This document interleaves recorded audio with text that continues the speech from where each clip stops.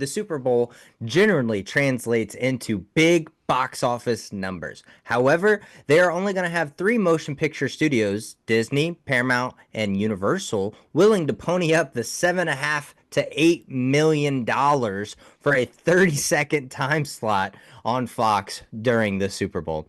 This year, count on the following to air either pre, during, or post game. Now, Disney, the number one studio of last year with more than $2.2 billion at the domestic box office, has always had a presence at the Super Bowl. They've always dropped huge trailers. Oh, yeah. It won't be a surprise at all if they do show off the goods for the upcoming picks like Snow White, that's coming out March 21st, Lilo and Stitch, that's coming out May 23rd, or Pixar's Elio, that's coming out June 13th. Now, according to sources that we've been talking to, they'll only be showing off two of the three upcoming Marvel Studio movies, a batch that includes the upcoming, of course, Captain America Brave New World on February 14th, Valentine's Day. And then, of course, the summer kickoff with the Thunderbolts on May 2nd. And then, of course, the end of this summer, huge film that everybody's anticipating, Fantastic Four: The First Steps on July 25th.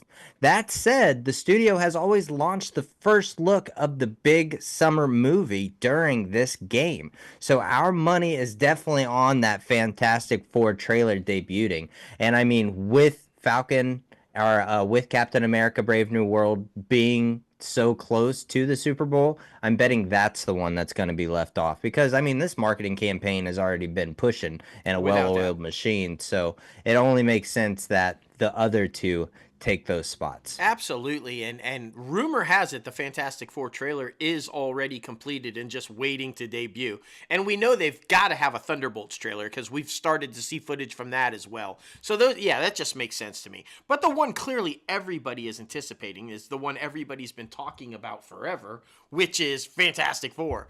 That's the biggie that everybody wants to see. Now, the studio right behind Disney in last year's domestic totals with $1.88 billion was Universal.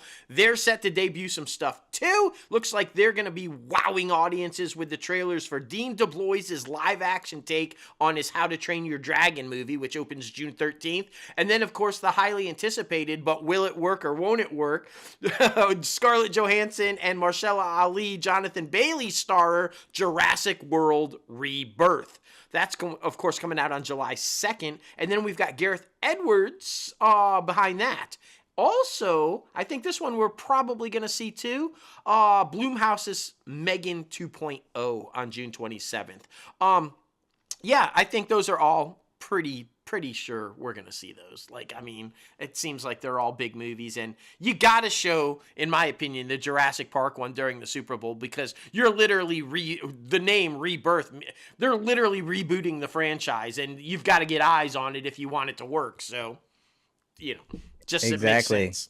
The third time is the charm, they say. The third time is the charm. So we'll see how that goes. But yes, I mean, finally, Paramount, the last one out of the three studios, will air spots for Jack Quaid's comedy thriller Novocaine that's coming out on March 14th. The Smurfs animated musical movie starring Rihanna for July 18th, and then, of course, Mission Impossible Final Reckoning.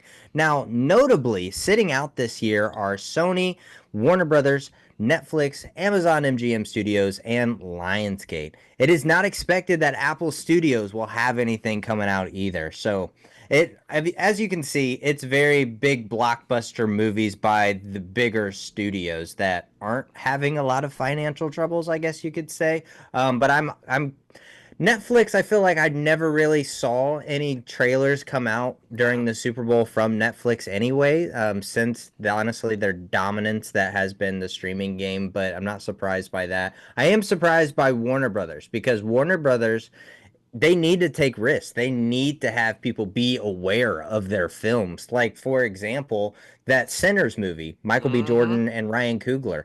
I definitely feel like, that film, even though with being in its niche type of box, I do think you could attract a wide stream audience to that film if you market it properly. Yeah. But I don't know if they're going to put any, fire behind it because they're scared. They're hugely scared. I've literally seen one promo for it, and you Yeah. have to look real close at that promo to even identify that Michael B's playing twins.